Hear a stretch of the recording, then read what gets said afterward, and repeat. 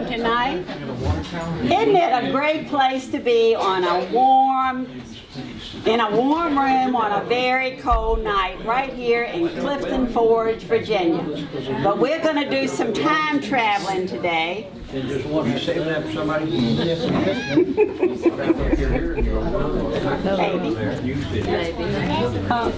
Children? Thank you. We're going to do some time traveling tonight, way back yonder, before I was born, and before all of us were born. We're going to have a good time because we have got two excellent speakers, Pete Davis and Mike Hayslett. And again, I'm so glad that you chose to come tonight. This program is sponsored by the Friends of the Library. We also have some refreshments for you at the end of the program.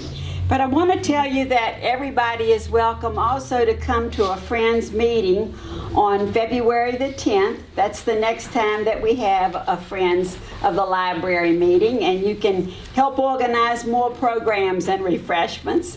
Also, on February the 24th, we're going to have a panel of people that are from Clifton Forge, and they're going to be talking about the black and white men and women who contributed to the arts in Clifton Forge. And that's February the 24th. We're talking about February. Must be a reason. It's changing seasons and changing the month already. Tomorrow is the last day that Mike Hayslett's exhibit on pioneers in the Alleghany Highlands will be in the library in there. And then the showcase will be on photography by Jada Callender, starting on February the 1st. So we have a lot of things going at this very terrific library. We also want to, before we even get started tonight, thank Iris Gilbert, who does such a nice job of organizing these programs and all of the dynamics that go with doing a program. Let's give Iris a hand of applause.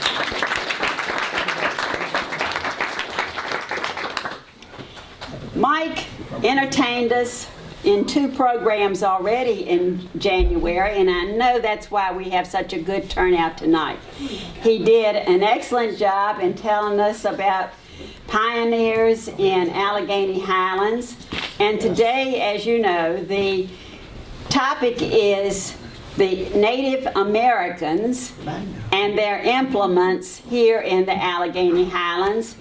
Mike taught at Sweetbriar College for quite a while. He's given programs at the Smithsonian, and most of all, where else has he given programs? Right here in Clifton Forge. He has a cohort with him today, and let me tell you, this guy is something else. I've already been introduced to him and laughed quite a bit. So his name is Pete Davis, and I said, Pete, how do I identify you as this program director? And he says that he is a stone tool maker. And then I think he might have been messing with me. He said, I'm a flint napper. So this city girl's got a lot to learn tonight. I'm so glad you all are here, and I'm so glad we have Pete Davis from Rockbridge County all across the mountains, and our dear friend Mike Hayslett. Pete has brought a veritable museum with him, as you can see, and we're going to do our best to overwhelm you this evening. So our format is this. I'm going to try to do a short slide presentation and cover in very, very broad strokes the idea of Native American Indian presence in our region. And then we're going to shift to Pete, who's going to do the show and tell magic. And as you can see, Pete has a tremendous array of not only artifacts, but also reproductions that he has produced, because Pete is a master primitive technologist. He reproduces using the same techniques as these ancient stone artifacts that we often find in our area. So that's what we're going to attempt to do and get you home before midnight. Okay. Do we want to try a little less light? Is it possible to kill half of the light? Is that okay? Oh, that's That not has to good. stay on. All right. Can everybody stay awake under these conditions? College classrooms as well. Is that the electrical engineers who wire rooms for educators have never, taught in them and don't understand the necessity of having this light right here be independent from the whole other battery of lights. So you don't want any light up here, but you need a couple of lights back there so you can find your way to the restroom without breaking a leg. Okay. Well, let me start, if I may, and I'll have to ask your forgiveness for allowing me to do this, but I will start with just a solemn note this evening. A very dear friend who would have been here this evening was very excited about this because this is a subject of passion for his life, and had some things that he was also eager to display. My neighbor, whom I've known since I was a boy, passed away yesterday, and we're still kind of pinching ourselves because it was a very unexpected passing. But Tom was an amateur archaeologist, worked on a number of digs in our region, and was an artifact collector. And I was, in fact, quite looking forward to having him here this evening. But that is not the case. So I would like to dedicate this evening to Tom's memory and to his passion for our subject this evening. And so if you'll permit me, and at the risk of it being called ceremonial, I'm going to pass around a couple of artifacts that were Tom's so that you can handle them, and at least he will be with us in spirit. This is a hammerstone, and this is a projectile point that he gave me as a gift last summer. Okay, deep breath. Well, I have to try to condense into 27 minutes what would take at least 4 years of undergraduate college to convey. The idea of a broad brush or cross-section of Indian history for our region. Now, Pete, being a practitioner, has done a great deal of study of artifacts, is very good at identification, not only of artifact types and the periods that they represent, but the materials that they're made of. So neither of us purport to be archaeologists, and as you know, I'm a frog biologist. But the fusion of natural and cultural sciences is what archaeology is largely about. And so to understand how native peoples lived, you have to know a good deal about natural resources and biological life cycles of animals and geology with respect to where materials originated. So it's one of those interdisciplinary subjects. And so us outdoorsy types often are not only fascinated with natural history, but also archaeology as it relates to the history of Native Americans in our area. So I am going to take the liberty to break this into 3 major categories and spend most of the time on just one. When somebody asks what Indians were here, your immediate response question should be, well, when? When are you talking? Because the history of indigenous or aboriginal people in our region spans a tremendous length of time and is highly complex, even up to the point at which the interaction between Europeans and Indians make it even more complex. So consider the fact that there's at least a 15,000-year presence of Aboriginal history in our region. And as Pete will point out, most of the artifacts that we pick up are really from a much older period than folks realize. Would you say that, the average projectile point that gets picked up in our area is probably in the neighborhood of 4,000 to 6,000 years Agreed. when it was manufactured? So, and we'll address in a moment the idea of arrowhead hunting. But consider that. Now, and that's the period, of course, that is the most difficult to understand and to talk about because it's the most difficult to reconstruct. And we rely entirely upon academic archaeologists to use their technologies to tell us about that. But this period has come a long way in just recent decades with the availability of new technologies. And so the archaeological story has changed considerably. Now, the one thing that I will mention, if you really want your eyes opened, do some reading about the pre-Columbian world, the Americas before the arrival of Columbus. Most of what we were taught in school is completely false. And the new reality is remarkable. So consider, for instance, and we may be looking as much as 50,000 years back to human presence in the Western Hemisphere. But consider that at one point, the population of people in the Americas was probably on the order of 80 million people. And some of the largest polities and cities, civilizations, were in the New World, even larger than anything in the Orient. And so this is a period that if you want to really dig into it, I would recommend a couple of authors. Charles Mann, 1491 is an excellent book. 1491 obviously is the year before Columbus. And so I'm going to leave these here. You can look at those later. But it's a real eye-opener to realize what existed here long before the presence of Europeans. The intermediate period I'm going to come back to. And that is what's often referred to as the late Woodland period by archaeologists or by artifact collectors. And it's essentially the period back to about 1,000 years ago. And then the period that's often thought of by most people when we ask the question what Indians were here are those that Europeans interacted with. And that's a rather brief period.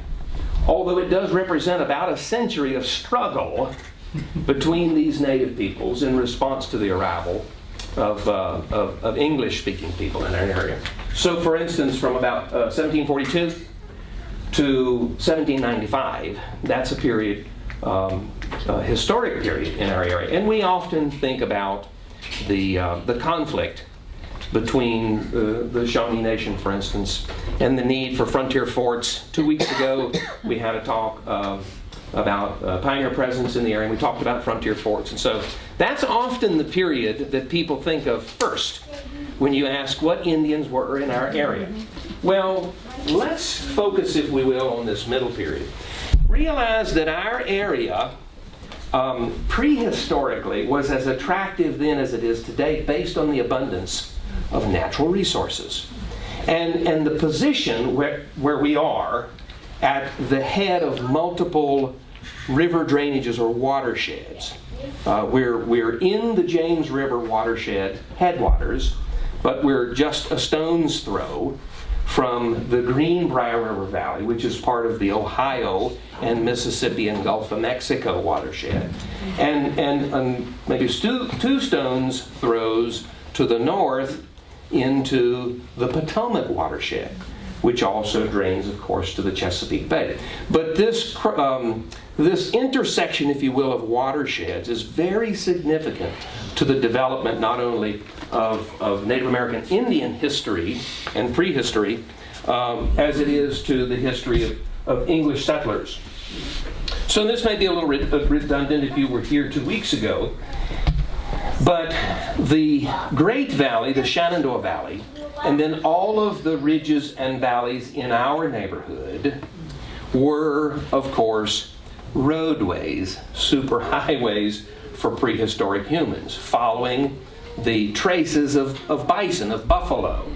And so being able to traffic pretty far distances along the mid-Atlantic, from New England to the Deep South, and across the Alleghanies into the Ohio River Valley, was primarily facilitated by being able to follow these river courses and of course knowing how and where to find gaps in the mountains to take shortcuts between these river valleys. And for us, at the headwaters of the James, with the Cow Pasture and Jackson rivers being the primary tributaries. Ours was particularly an area that had a good deal of presence and was convenient for the movement of indigenous people. No doubt you've heard the Cow Pasture River referred to as the Walla Watula. Morton said that it was really Wallatula, and the English folks added an extra syllable. But this is a river that in our area is well known for its wide, fertile river valley or plain that accommodated Native American Indians hunting, in particular, large ungulates like deer and elk and bison. The same is true of the Upper Jackson River. Thank you. With, again, these wide plains that were ideal not only for game lands, but also for agriculture, and we'll come back to that in just a moment. So, again, this is what most folks are thinking about when they ask what Indians were here. Which Indians were here at contact with Europeans. Well, then you've got to dissect that question, because which contact are you referring to, right? The initial English contact in Virginia, Jamestown, is separated from contact in our region by nearly a century. So it's nearly a century or so before English made contact with those Indian groups that are out here this far in what was then the wilderness of Virginia. Something's missing here. There it is. Okay, interesting. So, and I'm going to come back and focus on this group for a moment. Monacan and other Siouan groups. Native American groups are divided based on the language group to which they belonged. So, did you know we had Sioux Indians here in Virginia? There were tribes who were part of the Siouan language group. Now, you know, when we think of the Sioux, we think of the plains and the buffalo culture and horses. Well, that's long after the Siouan people leave the southeast and retreat to the western United States. They're here before. But those Indians, or those tribes that are here at contact with English, and really are those groups that we hear when we're talking about frontier forts and the conflict that ensues, the French and Indian War, are primarily members of the Iroquois Confederation to the north. And that date that I had on the contrived date line there of 1742, that's the first conflict that occurs in our region. It's in December of 1742, and it's over near Glasgow. And a group of Iroquois, who apparently had been on the warpath further south, were headed back down the valley to the north. Okay, when you travel north along Interstate 81, you're going down the Shenandoah Valley, minding their business after having made war. And they got into it with the Virginia militia, and an engagement ensued. The militia captain was killed, a number of other men. Well, this went to court, and guess who the court ruled in favor of? The Iroquoians. Indeed. So that was the first conflict of what within just a decade, of course, would be known as the French and Indian War, and would start almost a century's worth of conflict between those tribes that were along the western fringe of what we think of as Virginia, and the advance of the English settlements into lands that had been theirs for centuries. The Cherokee to the south, the Shawnee are what you hear most when you are considering the history of the forts, the frontier forts, and the conflict between English and Indians during the French and Indian War. And then they had some allies who were also in the Ohio Valley. When I say west, I'm referring to the Ohio Valley. Our area is this close to West Virginia. So historically, you can't consider the history of our region without delving into the history of adjoining West Virginia, because their early history is our early history. And our proximity to the Ohio River is very significant in terms not only of English settlement, but also of understanding these native peoples. Now, again, these natural resources are what were so attractive in our region. These wide river plains that had grasslands that were the ideal habitat for buffalo, white-tailed deer, and elk, which were abundant because the natives had been creating this habitat with the use of fire for centuries before Europeans even arrived. Of course, at that same time, there were also natural predators of these same game animals. So these are some of the animals that they would have interacted with.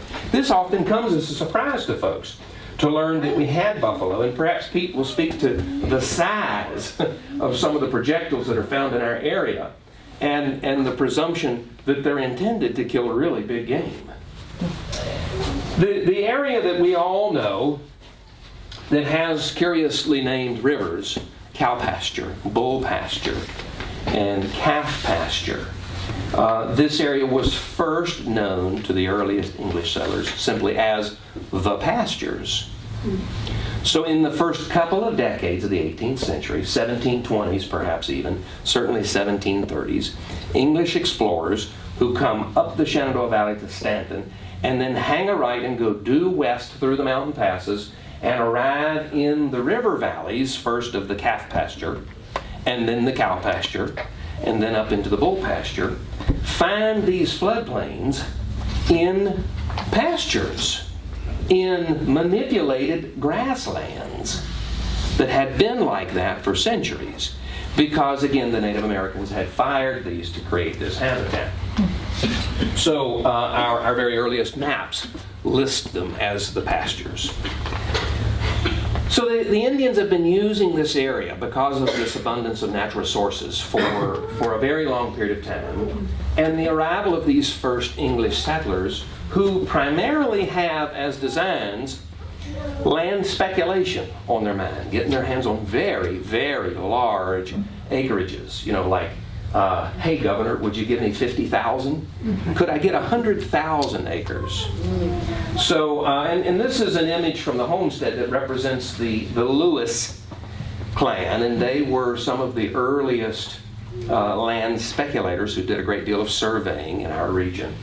But this, of course, leads to conflict. These have been the traditional hunting grounds, particularly the Shawnee and their ally. And though by the time of English contact there aren't a lot of residential Indians, they still use this region considerably and often for the game that are present.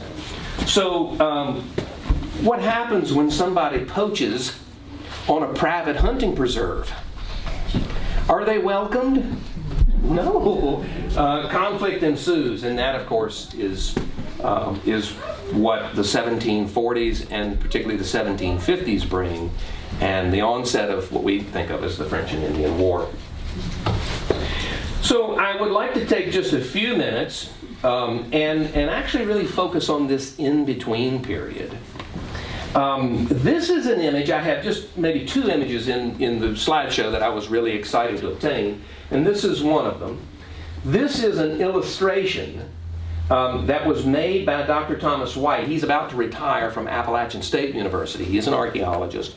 But when he was a graduate student at James Madison University, when JMU was conducting an archaeological study in the upper Jackson River Valley in the late 70s, he, as an art major, was asked to create this representation of the archaeological dig that they were working on.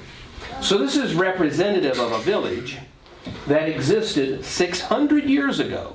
This is in approximately the year 1400, AD 1400. So that's 300 years before the first English contact with Indians in our region. And this, of course, this site is now under Lake Moomaw, as you well know.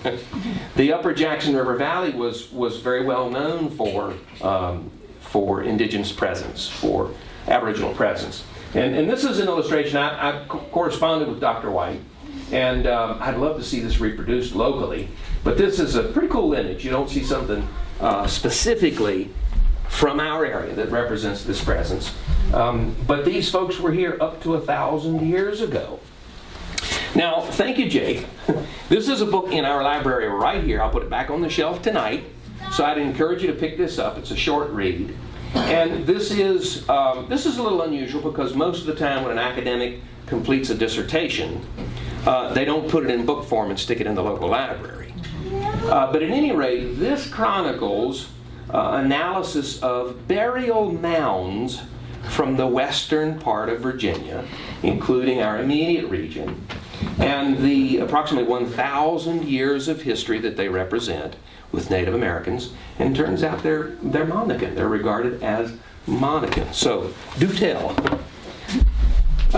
If you can see the illustration from where you are, these are the approximate locations of a dozen significant and known burial mounds. These are accretional burial mounds. The natives, when a loved one would die, they would place their body on a scaffold, and they would wait about 3 months, and then they would remove the bones, and then they would process the bones with some additional cleaning, and they would package them up, and then they would keep those until the time at which they would make a trek to the burial mound and ceremonially reinter their loved ones in a group into these mounds.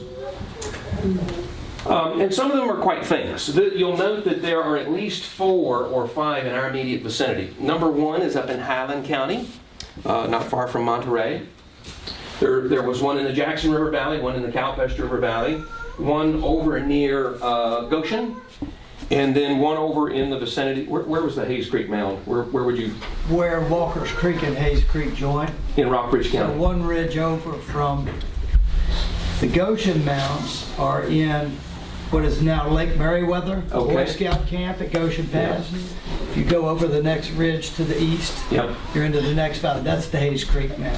So about half of these 12 famous mounds are in our vicinity, the Ridge and Valley.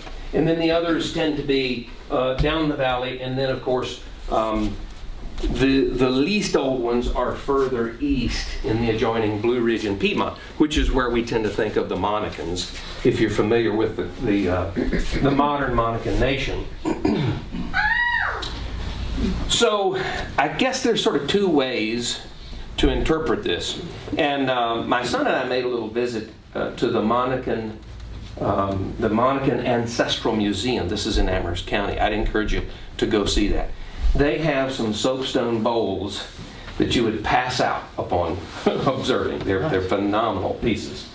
So here we are over in this neighborhood that this burial mound research says was Monacan.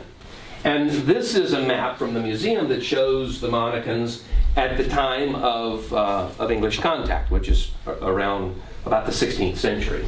And so I interpret this as the earlier Monacans were in these small dispersed villages further west. And incidentally, what this states from the research is that they were in really good health, considering the time and the resources available. That they about 50% of their diet was corn, right? And the other half was, as you would expect, game and riverine resources, so fish and shellfish. And so these folks had a pretty varied diet, considering the rich natural resources in the Ridge and Valley region, and were in pretty good health. And so presumably for reasons I don't know, they then tended to shift more toward the Blue Ridge and the Piedmont, which is the way we usually think of the Monacans. And again, these are the Siouan groups. The Manahoac to the north of them, the Monacans. The Tutelo on the Roanoke River, think Salem. And then the Saponai and the Occaneechi, you've probably heard that reference. Those are the Siouan-speaking groups. To the coastal east, who's over there? The Algonquin-speaking. Powhatans. Mm-hmm. Right. Yeah. So I'll encourage you to look into this because it's kind of neat. Now, this is, again, from the museum. And this is the other image that I was really pleased to be able to get. It may not be the best, but you get the idea. So as a result of this research, and this was actually several generations of research, the mound that we were mentioning in Rockbridge County, the Hayes Creek Mound, was really exploited about 1901 or 1905 by the folks who would become known for the Valentine Museum. some of the sons of the famous Valentine family. And they really exploited this mound. They took everything out of it. And so all of these remains were in the Valentine archives for nearly a century. And a lot of them were lost. But in the 1980s, the Valentine Museum surrendered what remained over to the state of Virginia, the historical agency. And then about 2 decades of research ensued, wherein archaeologists now had access to these human remains and did a good deal of research. And this was sort of the last piece of research. This was osteological research. So, they examined the bones. They were looking for common diseases, and they were doing dental analysis. This is how they determined that these folks had maize as a significant part of their diet. But 2 of the skulls from the Hayes Creek Mound were used by a forensic researcher to reconstruct. The same person had done that for Jamestown, to reconstruct an adult male and adult female from those historic skulls that were about 500 years old. And here are the faces of ancestral mannequins. And probably as near as we could assume those folks in our vicinity 500 to 1,000 years ago appeared as well. So that's pretty cool. I also noted a photograph there of a mannequin child, a descendant. Now this is from about the turn of the 20th century. But look at the living genetics of a mannequin in that child's face. So here are the faces of, at least within, say, the last 1,000 years, of Indians that lived in our region. Questions? The take-home message of this little book is that there were presumably mannequins, and this is UVA. I can't argue with the Center for Mannequin Historic Research, living in our area and growing corn 1,000 years ago. That's the take-home message. Okay, so let's shift here. And did anybody bring any arrowheads with them this evening? Okay. Well, the first thing we must do, so that Pete doesn't wag his finger like the Colonel did at him. Most of what is picked up by surface collecting is, of course, not arrowheads, because arrowheads are a relatively recent technology in this long timeline.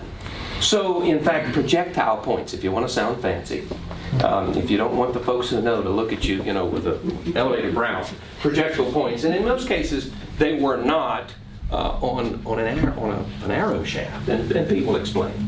He'll also get into materials that are really representative of us and our region. Now, there are many private collections in our area. My father's generation, I think, was the apex of surface collecting in our region. And I have some, pieces that my father found in the Upper Jackson River. That was when farmers still tilled their fields. So with the advent of no-till farming, most of the means by which surface collectors obtained things went away. And it's much harder now to find circumstances where surface disturbance allows for easy surface collecting. Yes? Yeah. Okay. Here's a private collection, incidentally, by another gentleman from our area that was well known for his passion in early history. This is a typical private collection and display. This is from the upper Pasture River at Fort Lewis.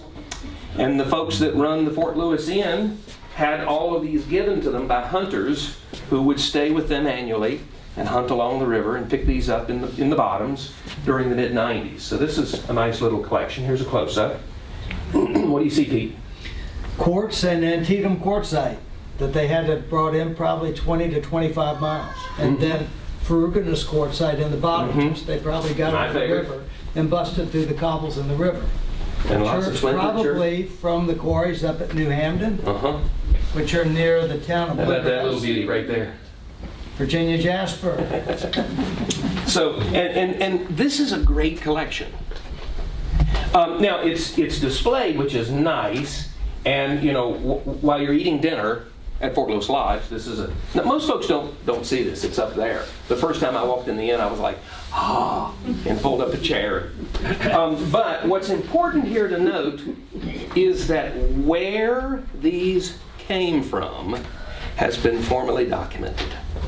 It doesn't matter who found them, and it doesn't matter the year that they found them. But what is absolutely essential is knowing where they came from. Because an artifact, out of the context of where it was found, is just a pretty collectible and really has no archaeological value that then allows us to understand the past. So that is a gentle little suggestion to folks who have private collections. Before you go to meet your maker, provide the documentation for your finds. Because someone will inherit, sell, or perhaps, if they're lucky, you will have willed that to an institution that can then glean the knowledge from it. And it'll be absolutely essential that the information is with them. And then there's all kinds of stuff besides just projectile points. One last image and then I'll shift to Pete. So this is you're walking along and you look down and there it is, in situ, in place. All of this is quartz debris from the manufacturing process of breaking larger rocks down into smaller rocks. This is a nice white quartz up in northern Virginia. And you can see the scale here. Pay attention to that little piece right there, and I'll zoom in. Let's see. Oops. There we go.